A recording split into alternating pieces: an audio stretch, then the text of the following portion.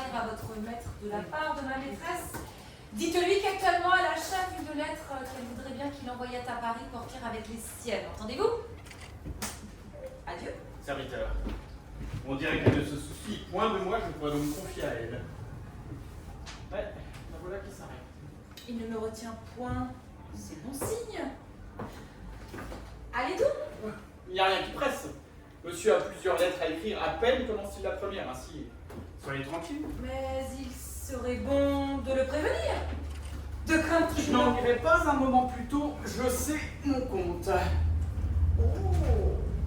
Je reste donc pour prendre mes mesures suivant le temps qu'il vous plaira de prendre pour vous déterminer. Ah, nous y voilà. Je me doutais bien que je ne lui étais pas indifférent, cela a été trop difficile. De conversation, il ne faut pas en attendre, je vous en avertis, je m'appelle Frontin le taciturne. Bien vous en prends car je suis muette. Coiffé comme vous l'êtes, vous aurez de la peine à me le persuader. Je me tais cependant. Oui, vous vous taisez en parlant. Ce garçon-là ne m'aime point, je puis me fier à lui. Tenez, je vous vois venir, abrégeons. Comment trouvez-vous? Moi? Je ne vous trouve rien. Je dis, que pensez-vous de ma figure? De votre figure? Mais est-ce que vous en avez une? Je ne la voyais pas. Auriez-vous par hasard dans l'esprit que je songe à vous? C'est que ces accidents-là me sont si familiers. Vous pouvez vous vanter que vous êtes pour moi tout comme si vous n'étiez pas au monde. Et moi, comment me retrouvez-vous à mon tour? Vous venez de me voler ma réponse. Tout de bon? Vous êtes jolie, dit-on. Le bruit en cours. Sans ce bruit-là, je n'en saurais pas le moindre mot. Grand merci.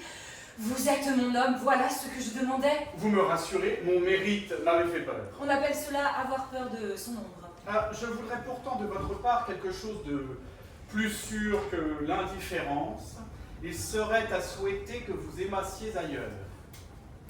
Monsieur le Fin, j'ai votre affaire. Dubois, que Monsieur Dorant a laissé à Paris et auprès de qui vous n'êtes qu'un magot, à toute mon inclination. Prenez seulement garde à vous. Marton, l'incomparable Marton, qu'Araminte n'a pas amené avec elle, et devant qui toute soubrette et plus ou moins guenon est la souveraine de mon cœur. Qu'elle le garde. Grâce au ciel, nous voici en état de nous entendre pour rompre l'union de nos maîtres. Oui, ma fille, rompons, brisons, détruisons, c'est à quoi j'aspirais. Ils s'imaginent sympathiser ensemble à cause de leur prétendu caractère de sincérité. Pourrais-tu me dire au juste le caractère de ta maîtresse? Oh, il y a bien des choses dans ce portrait.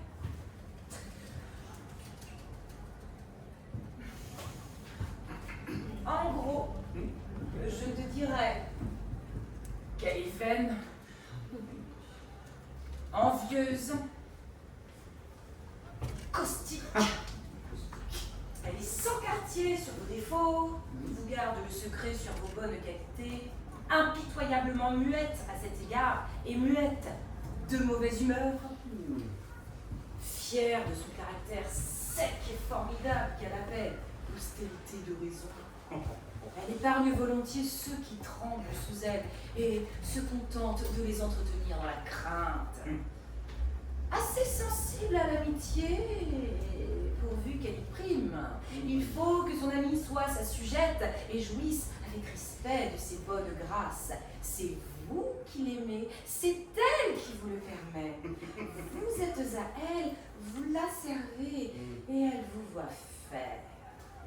Généreuse d'ailleurs, noble dans ses façons, sans son esprit qui la rend méchante. Elle aurait le meilleur cœur du monde.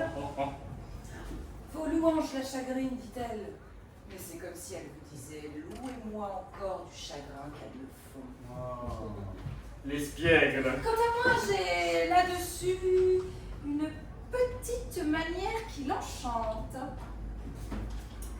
C'est que je la loue brusquement, du ton tontonquerelle.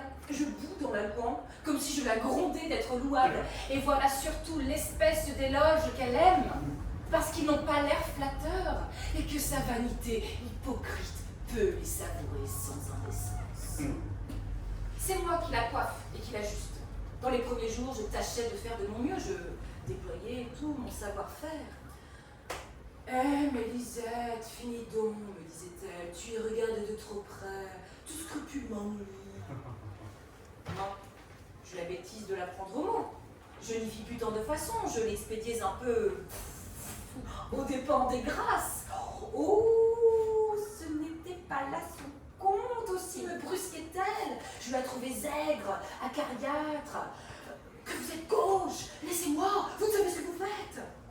Ouais, dis-je. D'où cela vient-il? Je le devinais. C'est que c'était une coquette qui voulait l'être sans que je le susse et qui prétendait que je le fusse pour elle.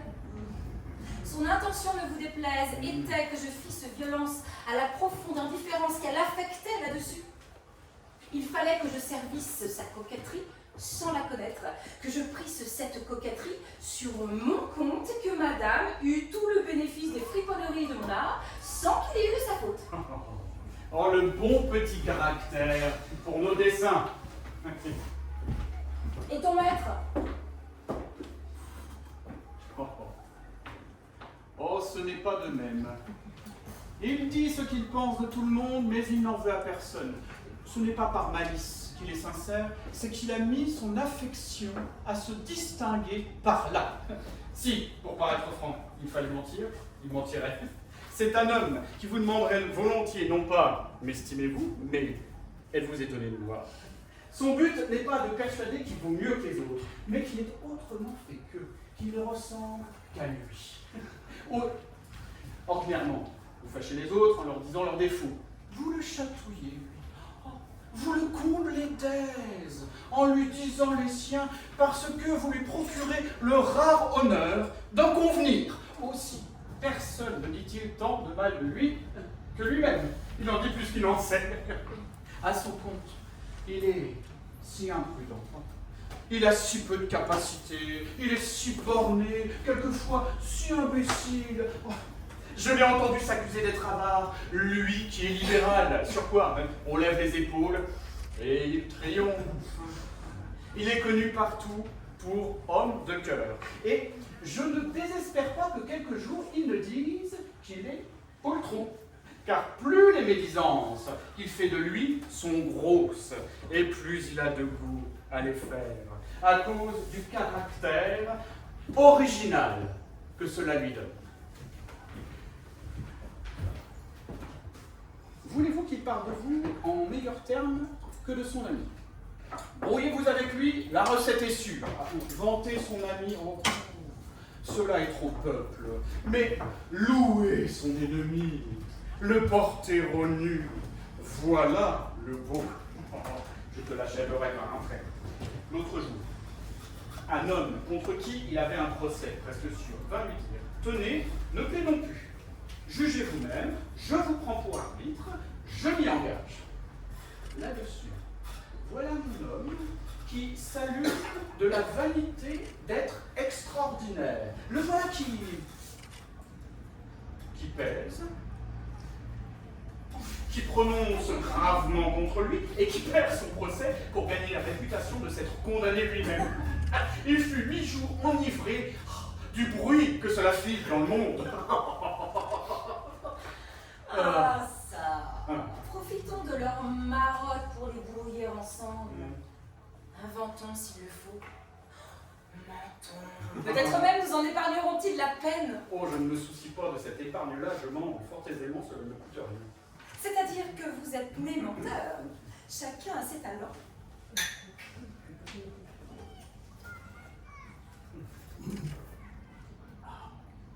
Ne pourrions-nous pas imaginer par avance quelques matières de combustion toutes prêtes? Attends, je rêve. Chut, vas-y ton homme. Maître. Allons donc achever ailleurs. Je n'ai pas le temps, il faut que je m'en aille. Bien, mais il ne sera plus. Auras-tu le temps de revenir? Je te dirai ce que j'imagine. Oui, tu m'as fait te tenir ici dans un quart d'heure. Et un petit coup. Puisque voilà Ergast, parle-lui de la lettre de Madame la Marquise. Soit. Monsieur, Lisette a une lettre, un mot à vous lire. Oui, monsieur. Madame la Marquise vous prie de n'envoyer votre commissionnaire à Paris qu'après qu'a lieu lettre. Hein? Je vous dis qu'elle vous prie de n'envoyer votre messager qu'après qu'il aura reçu une lettre d'elle. Qu'est-ce qu'il me prie? C'est Madame la Marquise. Ben, j'entends! Vous serez bien heureux. Alissa, homme. Conserve-lui ses bons sentiments, nous offrons quelque chose.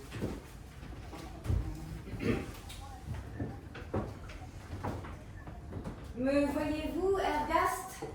Voilà qui est fini, vous dis, j'entends.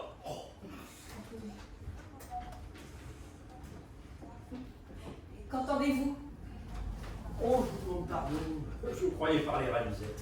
Je venais à mon tour rêver dans cette salle. Oui. J'y étais à peu près dans le même dessin.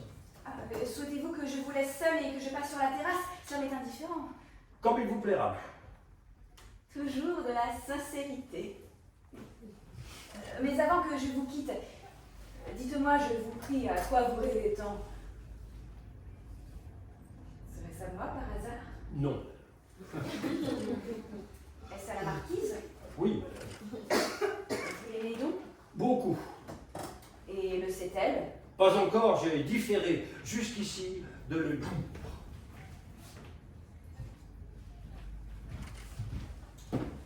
Ergast, entre nous, je serais assez fondée à vous appeler infidèle. Moi, madame? Vous-même, il est certain que vous m'aimiez avant que de venir ici. Vous m'excuserez, madame? J'avoue que vous ne me l'avez pas dit. Vous avez eu des empressements pour moi, ils étaient même fort vifs. Cela est vrai. Si je ne vous avais pas amené chez la marquise, vous m'aimeriez actuellement. Je crois que la chose était immanquable. Je ne vous l'avoue point. Je n'ai rien à disputer à la marquise. Elle l'emporte en tout sur moi. Je ne dis pas cela, votre figure ne le cède pas la sienne. Trouvez-vous plus d'esprit qu'à moi? Non, vous en avez pour le moment autant qu'elle. En quoi me la préférez-vous donc?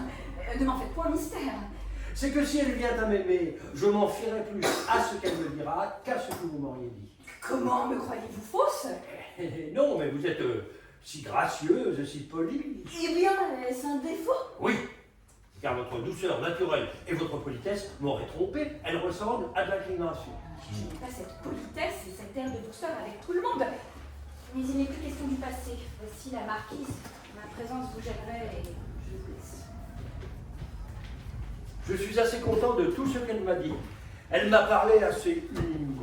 Oh, vous voici, Ergast. Je n'en puis plus. J'ai le cœur affadi des douceurs de Dorante que je quitte.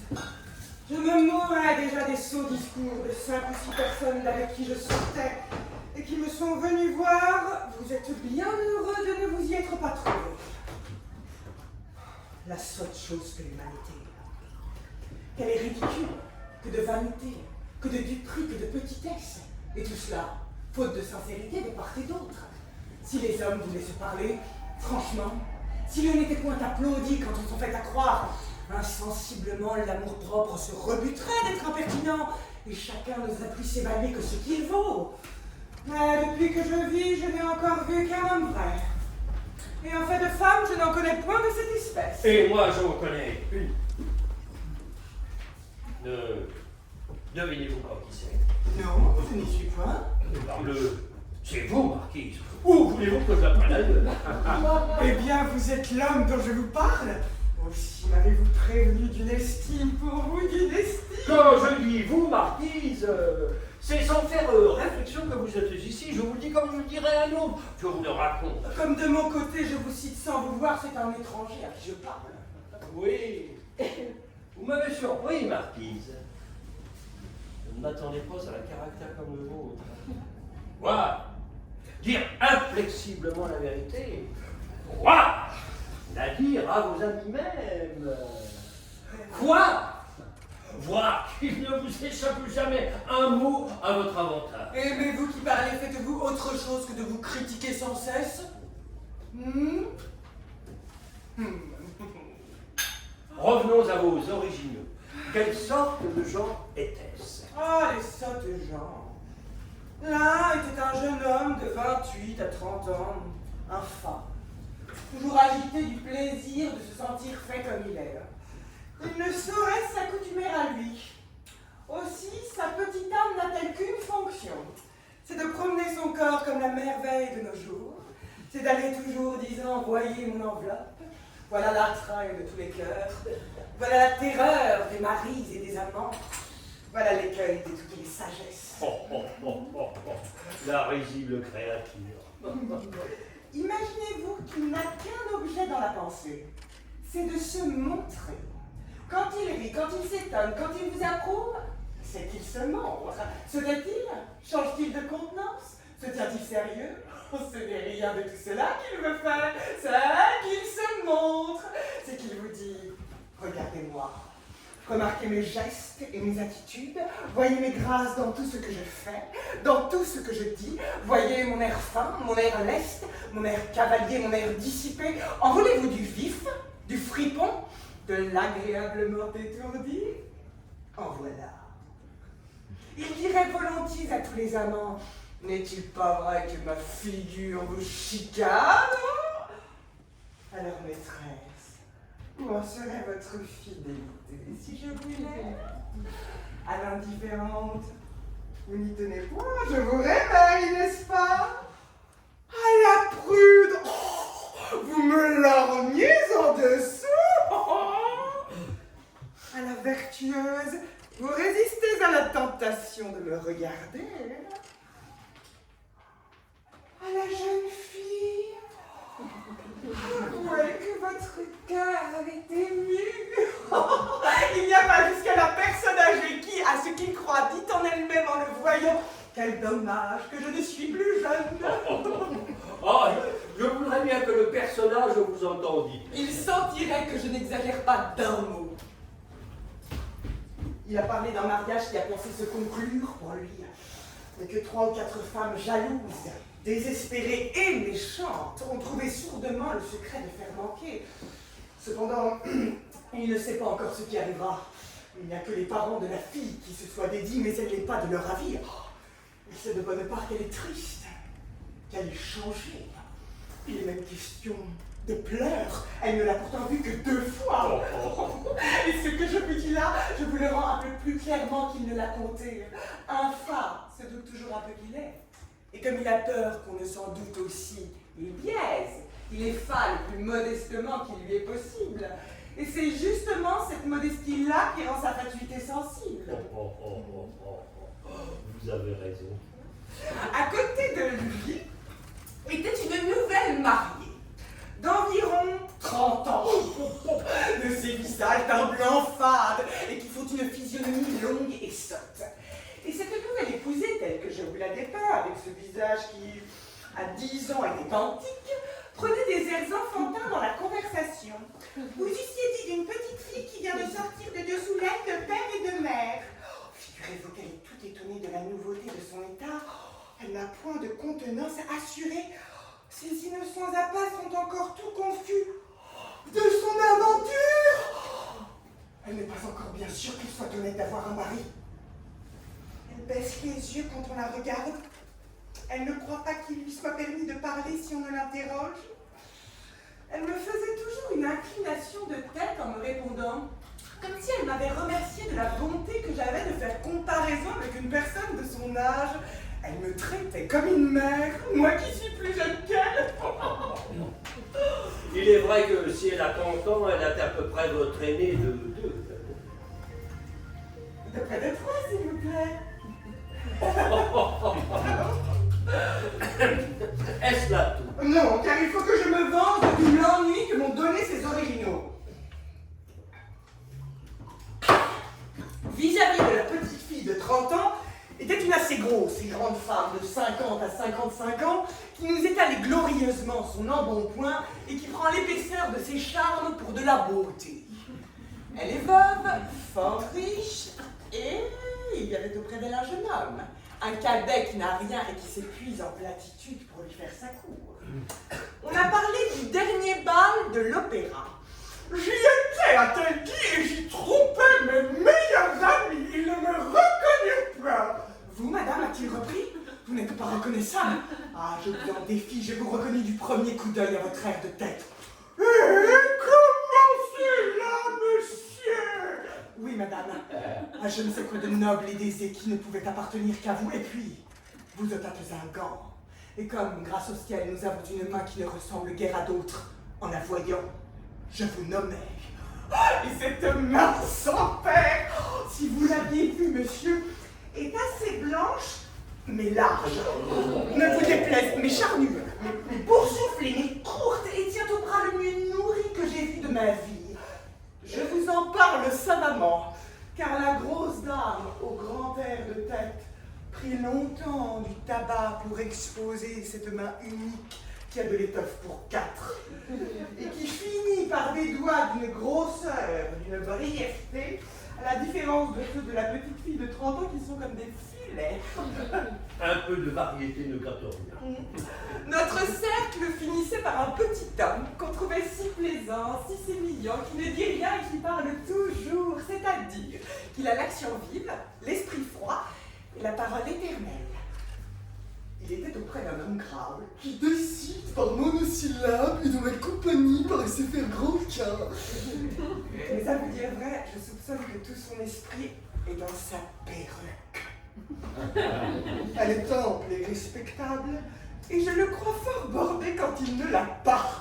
Les grandes perruques m'ont si souvent trompé que je n'y crois plus. Il est constant qu'il ait de certaines têtes sur lesquelles elles en imposent. Grâce au ciel, la visite a été courte, je n'aurais pu la soutenir longtemps, et je viens respirer avec vous. Quelle différence de vous à tout le monde.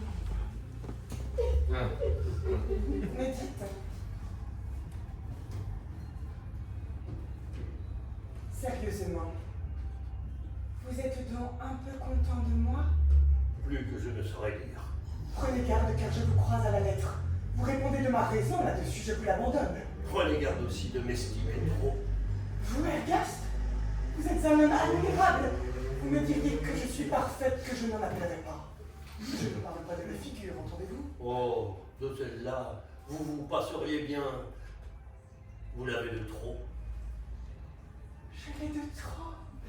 Avec quelle simplicité il s'exprime.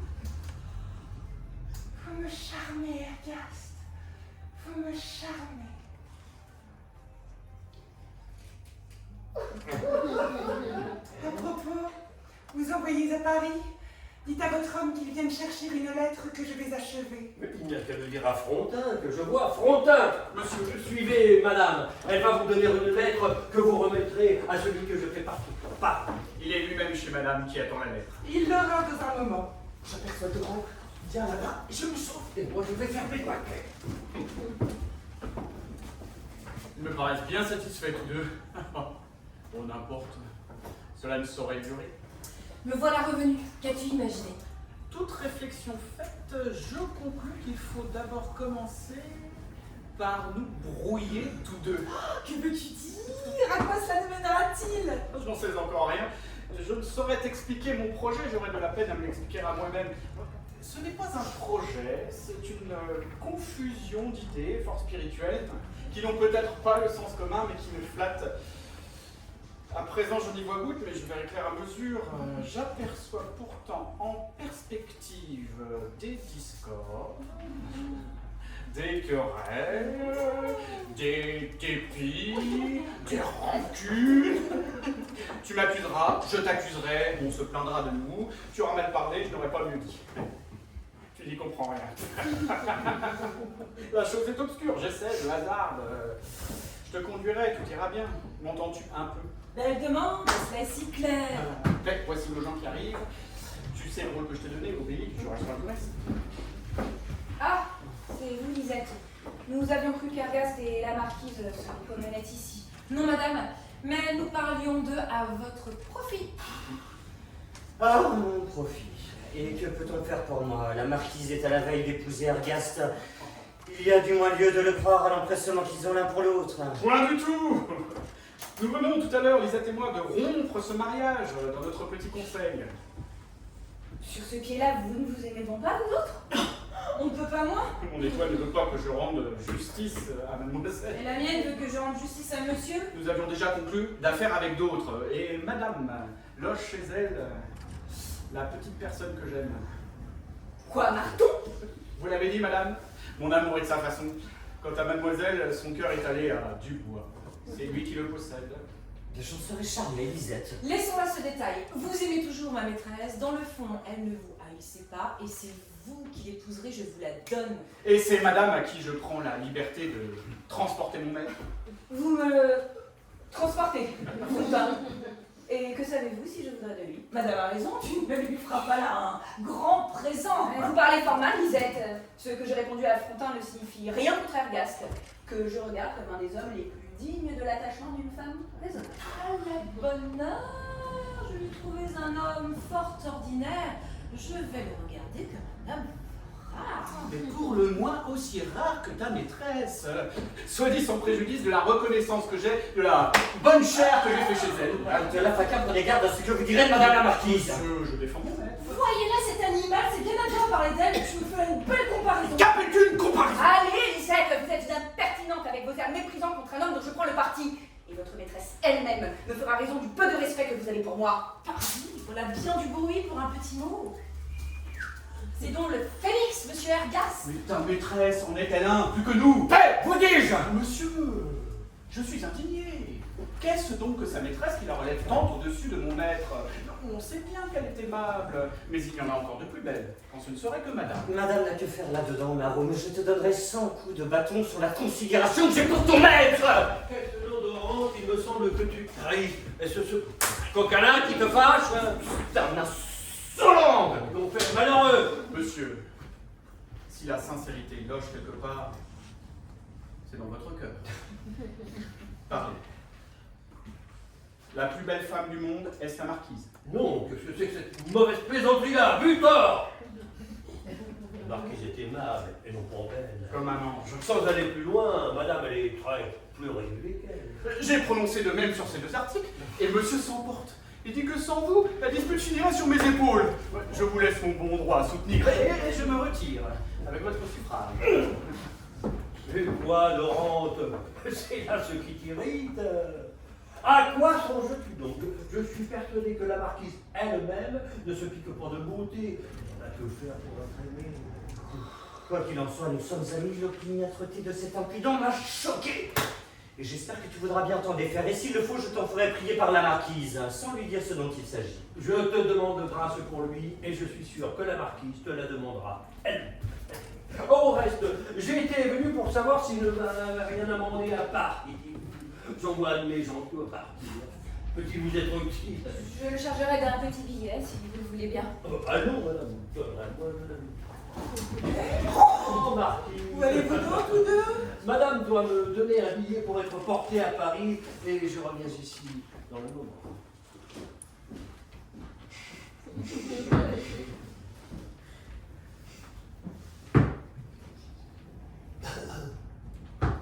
Eh bien, Dorante?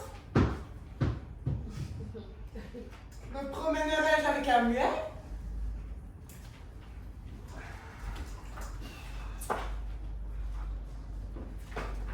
Dans la triste situation où me met votre indifférence pour moi, je n'ai rien à dire et je ne sais que soupirer. Une triste situation et des soupirs. Que tout cela est triste. Que vous êtes à plaindre. Mais soupirez-vous quand je n'y suis point, Dorante? J'ai dans l'esprit que vous me gardez vos langueurs. Madame, n'abusez point du pouvoir de votre beauté. Ne vous suffit-il pas de me préférer un rival? Pouvez-vous encore avoir la cruauté de railler un homme qui vous adore? Qui m'adore. L'expression est grande et magnifique, assurément. Mais je lui trouve un défaut. C'est qu'elle me glace et vous ne la prononcez jamais que je ne sois tentée d'être aussi muette qu'une idole.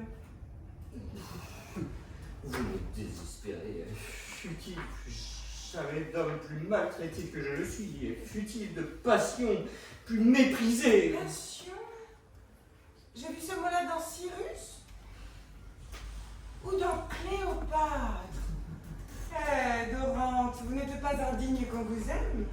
Vous avez de tout, de l'honneur, de la naissance, de la fortune et même des agréments. Je dirais même que vous m'auriez peut-être plu. Mais je n'ai jamais pu me fier à votre amour. Je n'ai point de foi, vous l'exagérez trop. Il révolte la simplicité de caractère que vous me connaissez. M'aimez-vous beaucoup? Ne m'aimez-vous guère? Faites-vous semblant de m'aimer? C'est ce que je ne saurais décider. Le le moyen d'en juger mieux à travers toutes les emphases ou toutes les impostures galantes dont vous l'enveloppez. Je ne fais plus que soupirer de vous. Y a-t-il rien de si plat? Un homme qui aime une femme raisonnable ne dit point je soupire. Ce mot n'est pas assez sérieux pour lui, pas assez vrai. Il dit je vous aime. Je voudrais bien que vous m'aimassiez. Je suis bien mortifié que vous ne m'aimiez pas. Voilà tout. Et il n'y a que cela dans votre cœur non plus, vous n'y verrez. Ni que vous m'adorez, car c'est parler en poète, ni que vous êtes désespéré, car il faudrait vous enfermer, ni que je suis cruel, car je vis doucement avec tout le monde, ni peut-être que je suis belle, quoique tout prendre. Il se pourrait que je l'affuse, et je demanderai à Ergast ce qui en est. Je compterai sur ce qu'il me dira. Il est sincère. C'est par là que je l'estime et vous me refutez par le contraire. Vous me poussez à bout. Mon cœur, on est plus croyable qu'un misanthrope qui voudra peut-être passer pour sincère à vos dépens et aux dépens de la sincérité même. À mon égard, je n'exagère point. Je dis que je vous adore, et cela est vrai. Ce que je sens pour vous ne s'exprime que par ce mot-là. J'appelle aussi mon amour une passion, parce que c'en est une. Je dis que votre raillerie me désespère, et je ne dis rien de trop. Je me saurais rendre autrement la douleur que j'en ai. Et s'il ne faut pas m'en permettre, c'est que je me suis capricé de pas tenter.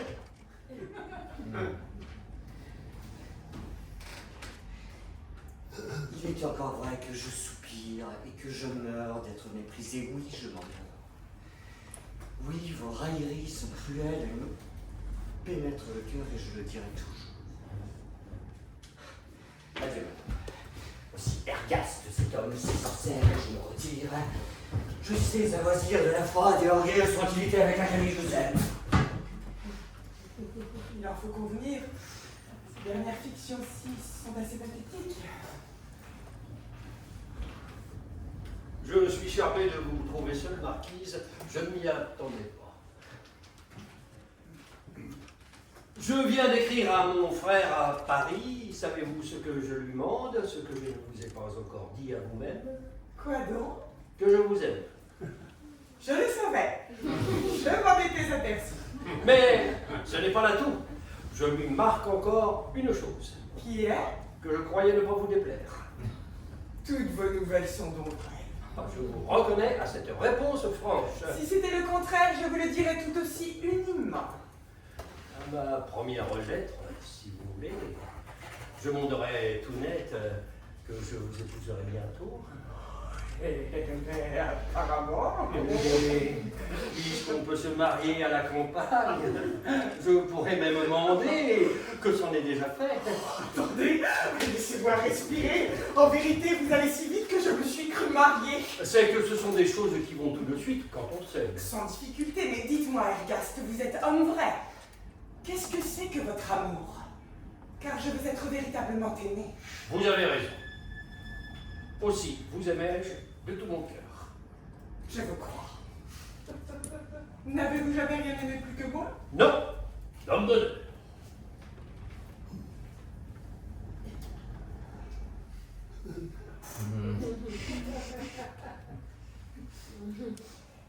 Passe pour autant une fois dans ma vie. Oui, je pense bien avoir aimé autant pour plus je n'en ai pas l'idée. Je crois même que cela ne serait pas possible.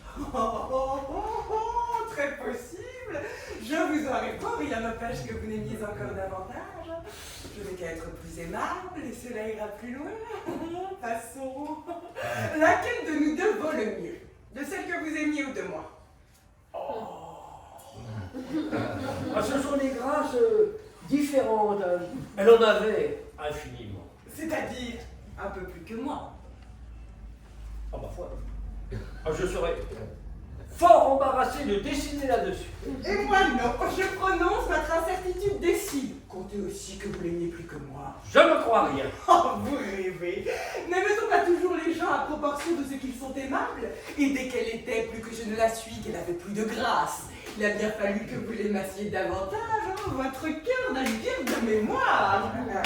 Elle avait plus de grâce, c'est ce qui est indécis. Et si indécis que...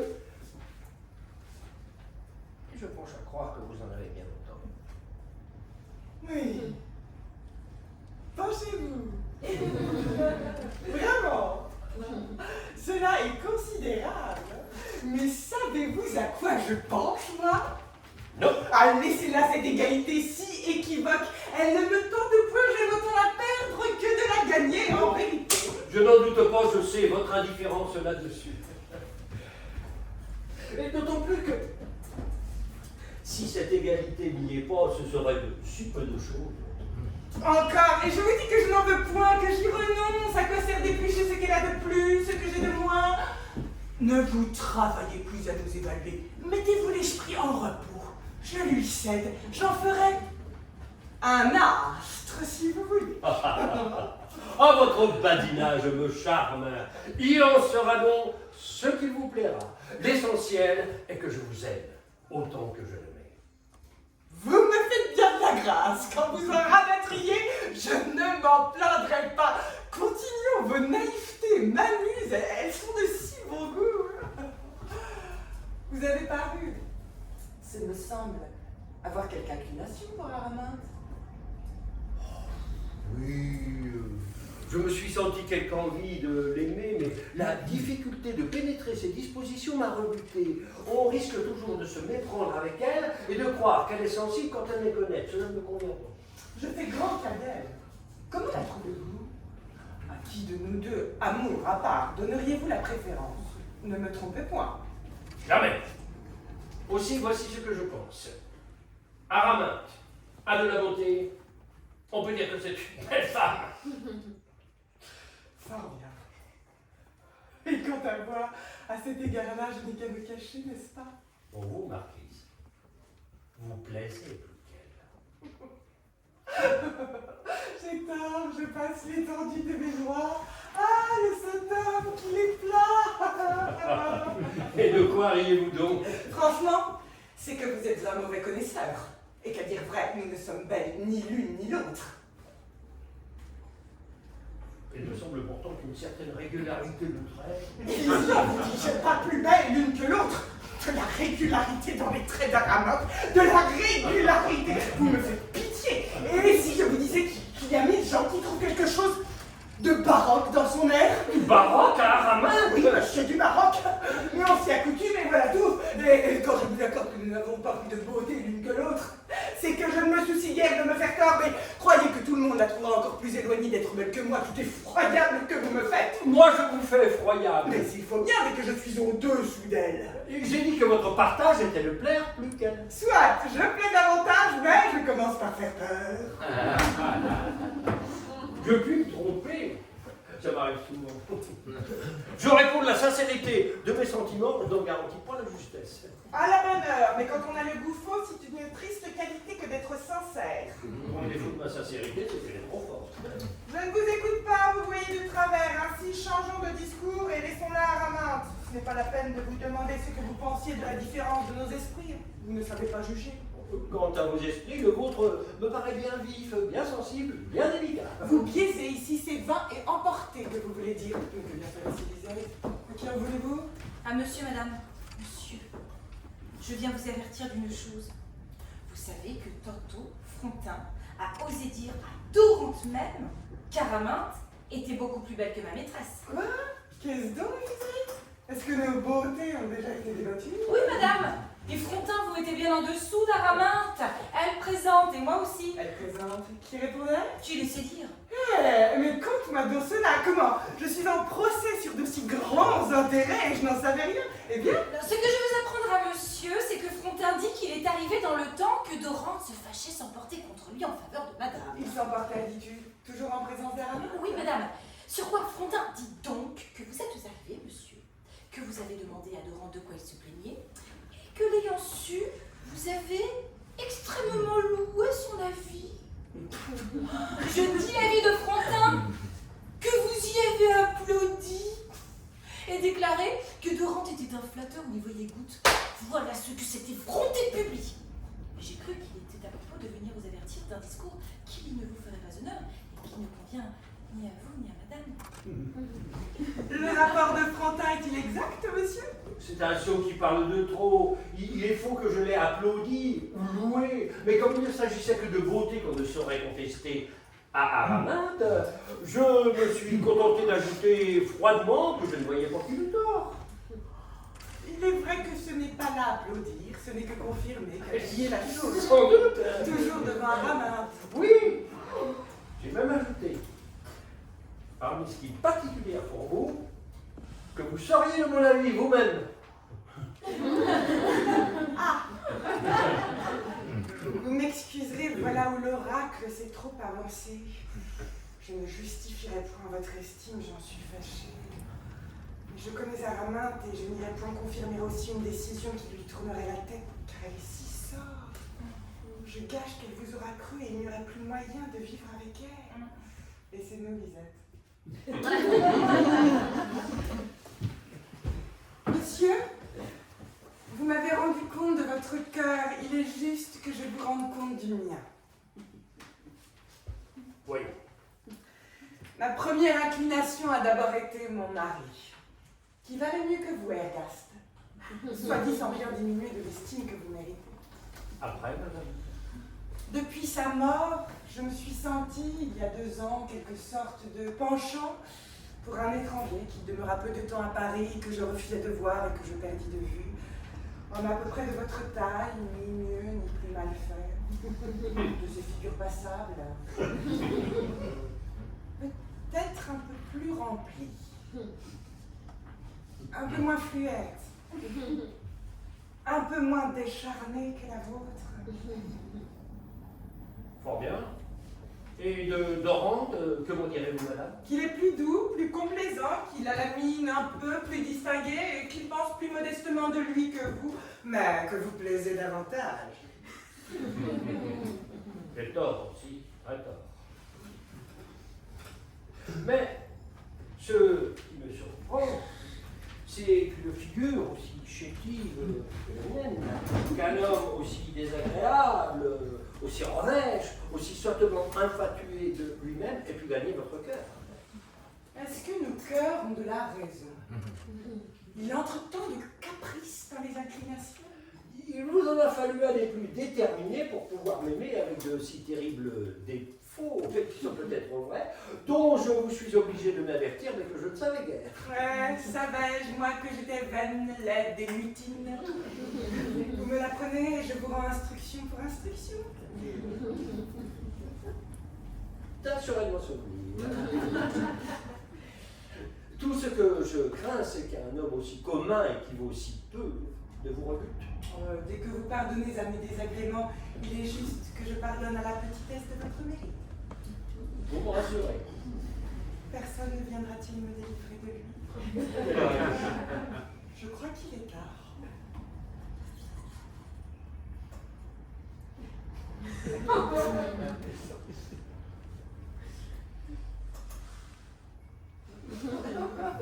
Ne trouvez-vous pas que le temps se brouille? Oui, nous aurons de l'orage. Je suis d'avis de vous laisser, vous me paraissez rêver. Oh non, c'est que je m'ennuie. Ma sincérité ne vous choquera pas. Je vous en remercie et je vous quitte. Je suis votre serviteur. Allez, monsieur. À propos, quand vous écrirez à votre frère, n'allez pas si vite sur les nouvelles de notre mariage. Mesdames, je ne lui en dirai plus rien. Oh, quand je respire. Quel homme avec son imbécile sincérité. Assurément, tu le dis vrai, je ne suis pas une jolie personne. Eh bien, madame, que dites-vous d'Ergaste? Est-il assez étrange? Eh, mais après tout, peut-être pas si étrange, Lisette. Je ne sais plus qu'en penser moi-même. Il a peut-être raison. Je me méfie de tout ce qu'on m'a dit jusqu'ici de flatteur pour moi. Et surtout de ce que m'a dit ton Dorant que tu aimes tant. Et qui doit être le plus grand fourbe, le plus grand grand menteur avec ses adulations. Que je ne sais pas que de l'avoir rebuté. Fort bien. C'est-à-dire que nous sommes tous des aveugles. Toute la terre s'accorde à dire que vous êtes une des plus jolies femmes de France. Je vous épargne le mot de belle et toute la terre en la mentit. Mais Lisette, est-ce qu'on est sincère? Toute la terre est polie. Oh, vraiment, oui. Le témoignage d'un hypocondre est bien plus sûr. Il peut se tromper, Lisette, mais il dit ce qu'il voit. Où a-t-il donc pris des yeux?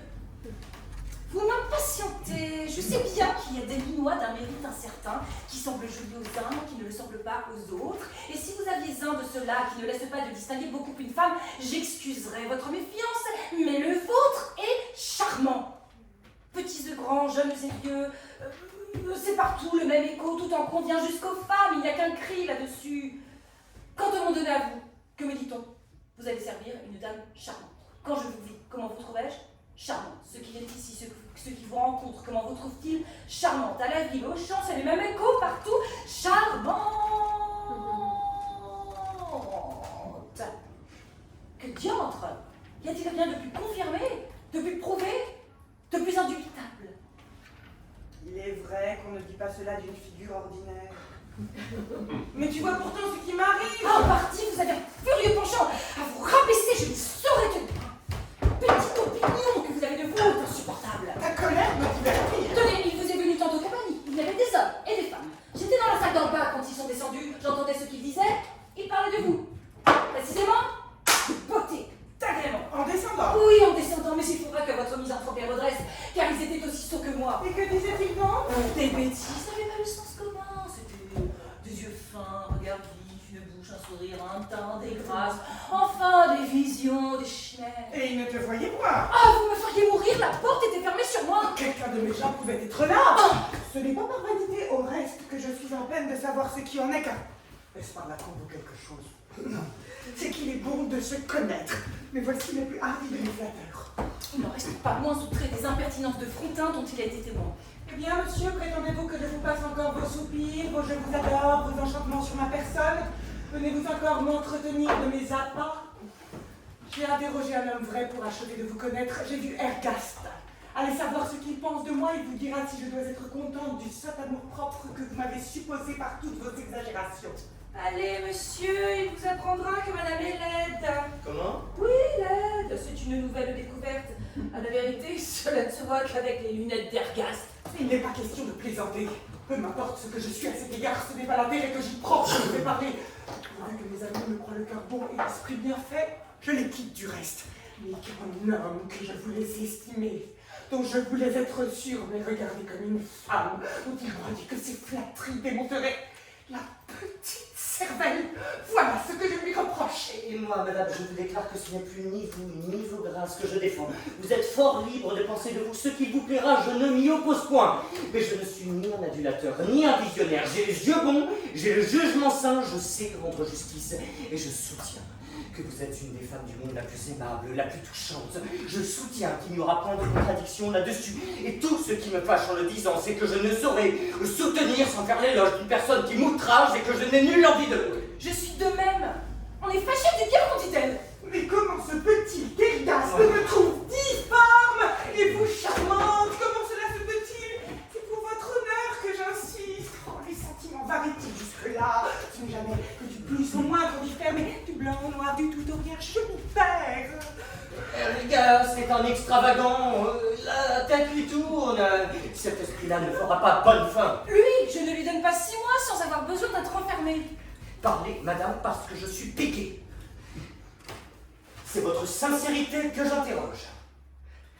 Vous êtes-vous jamais présenté nulle part, au spectacle, en compagnie, que vous n'ayez fixé les yeux de tout le monde, qu'on ne vous y ait distingué? Mais qu'on ne m'ait distingué. Oui, madame, oui, je m'en fierai à ce que vous en savez. Je ne vous crois pas capable de me tromper. Voyons comment madame se tirera de ce passif. Il faut répondre. Eh bien, j'avoue que la question m'embarrasse. Madame, pourquoi me condamnez-vous donc? Mais c'est Ergast. Mais c'est Ergast, et si hypocondre qu'il a l'extravagance de trouver Araminte mieux que vous. Et cette Araminte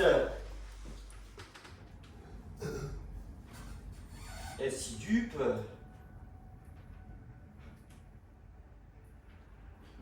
Elle en est émue. Qu'elle se rengorge. Et s'en estime plus qu'à l'ordinaire. Tout de bon? C'est pour une petite femme. Je voudrais bien voir laquelle a dans sa nouvelle fortune. Est-elle donc bien gonflée? Ma foi, je l'excuse. Il n'y a pas de femme en pareil cas qui ne se redressa aussi bien qu'elle. Taisez-vous, vous êtes un fripon. Me semble que je ne me redresse aussi, moi. Je parle d'elle, madame, et non pas de vous. Il est vrai que je me sens obligée de dire, pour votre justification, qu'on a toujours mis quelques différences entre elle et moi. Je ne serais pas de bonne foi si je le niais. Ce n'est pas qu'elle ne soit aimable. Très aimable. Mais en fait de grâce, il est bien des degrés. J'en conviens, j'entends raison quand il faut. Oui, quand on vous y force. Pourquoi est-ce que je dispute? Ce n'est pas pour moi, c'est pour vous. Je ne demande pas mieux que d'avoir tort pour être satisfaite de votre caractère. Ce n'est pas que vous n'ayez vos défauts, vous en avez. Car je suis sincère aussi, moi, sans me vanter de l'être. Ah, mais vous me charmez, Dorante, je ne vous connaissais pas. Eh bien, c'est des faux. Je veux que vous me les disiez, au moins, voyons. Ah, voyons. Est-il permis, par exemple, avec une figure aussi distinguée que la vôtre et faite autour, est-il permis de vous négliger quelquefois autant que vous le faites? Que voulez-vous? Ces distractions, c'est souvent par oubli de moi-même. Tant pis, ce matin encore, vous marchiez toute courbée, toute pliée en deux comme une femme de 80 ans, et cela avec la plus belle taille du monde. Oh oui, le plus souvent, cela va comme cela peut. Eh bien, tu vois, Lisette, en bon français, il me dit que je ressemble à une vieille. Que je suis contrefaite, que j'ai mauvaise façon. Et je ne m'en fâche point, je l'en remercie. D'où vient? C'est qu'il a raison et qu'il parle juste. J'ai eu 1000 fois envie de vous dire, comme on dit aux enfants, tenez-vous droite. Vous ferez fort bien. Je ne vous rendais pas justice, Dorante, et encore une fois, il faut vous connaître. Je doutais même que vous m'aimassiez. Je résistais à mon penchant pour vous. Marquis. Oui, j'y résistais, mais j'ouvre les yeux, et tout à l'heure, vous allez être vengés. Écoutez-moi, Lisette, le notaire d'ici est actuellement dans mon cabinet qui m'arrange des papiers. Allez lui dire qu'il tienne tout prêt un contrat de mariage. Voulez-vous bien qu'il le remplisse de votre nom et du mien, Dorante? Vous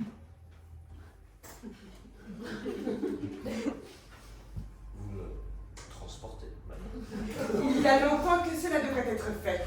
Allez, Lisette, et approchez-moi cette table. Y a-t-il dessus tout ce qu'il faut pour écrire? Oui, madame. Voici la table. Je cours au notaire.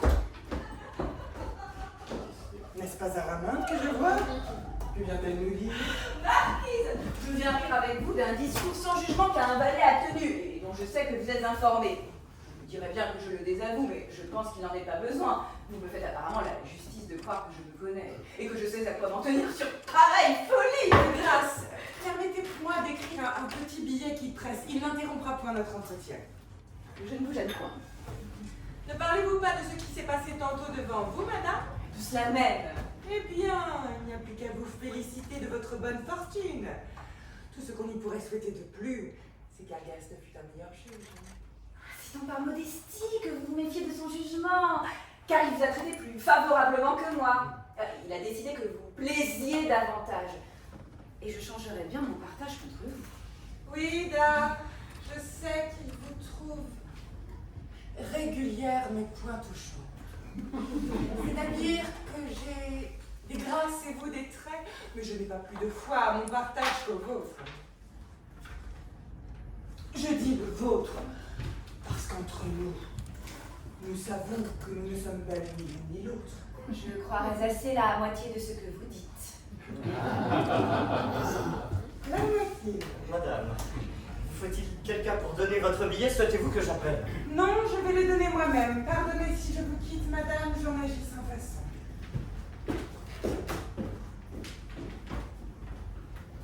Je ne sais si je dois me présenter devant vous, madame. Je ne sais pas trop si je dois vous regarder moi-même. Mais d'où vient que vous hésitez? C'est que mon peu de mérite et ma mauvaise façon m'intimident, car je sais toutes mes vérités, on me les a dites. J'avoue que vous avez bien des défauts. Auriez-vous le courage de me les passer? Vous êtes un homme si particulier. D'accord. Un enfant sait mieux ce qu'il vaut, se connaît mieux que vous ne vous connaissez. Ah, que me voilà bien. Mais défiant sur le bien qu'on vous veut jusqu'à en être ridicule. C'est que je ne mérite pas qu'on m'en veuille. Toujours concluant que vous déplaisez, Et que je déclarais toujours. et par là, toujours ennemi de vous-même. En voici une preuve. Je gâche que vous m'aimiez quand vous m'avez quitté. Cela n'est pas douteux. Je ne l'ai cru autrement que par pure imbécilité. Et qui plus est, c'est que vous m'aimez encore. C'est que vous n'avez pas cessé d'un instant. Prenez une minute. Tenez, monsieur, voilà ce qu'on vous envoie. De quelle part? De celle de ma maîtresse. Où est-elle donc? Dans son cabinet. Va vous faire ses compliments. Dites-lui que je les rends dans la salle où je suis.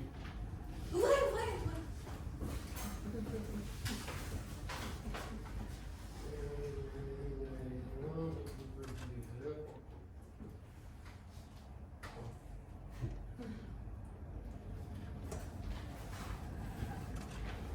Vous n'êtes pas au fait de mon caractère, je ne suis peut-être pas mieux au fait du vôtre.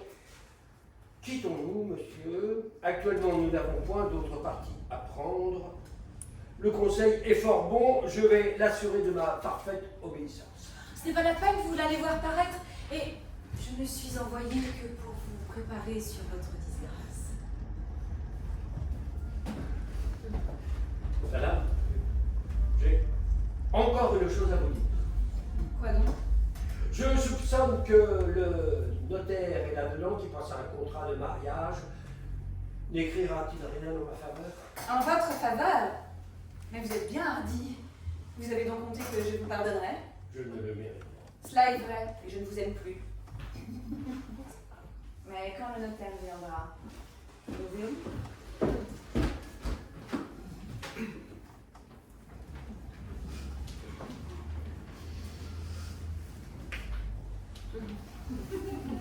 Ergaste, ce que je vais vous dire vous surprendra peut-être. C'est que je me marie. N'en serez-vous point fâché? Non, madame. Mais avec qui? Ce que vous voyez, vous le dites. Oh, Dorante, mais que j'en ai de joie. Notre contrat de mariage est passé. Fort bien. Madame, dirais-je que je me marie aussi? Vous vous mariez, dis donc. Tenez, voilà de quoi répondre. Ceci vous l'apprend. On me fait grâce au fluet que je suis. Ah, c'est Araminte que vous épousez. Et notre contrat était presque passé avant le vôtre. Oui, c'est madame que j'aime, que j'aimais et que j'ai toujours aimé, qui plus est. Ah, la comique aventure. Je ne vous aimais pas non plus, Ergaste. Je ne vous aimais pas. Je me trompais. Tout mon penchant était pour Dorante. Et tout mon cœur ne sera jamais qu'à vous. Et vous serez toujours dans le mien.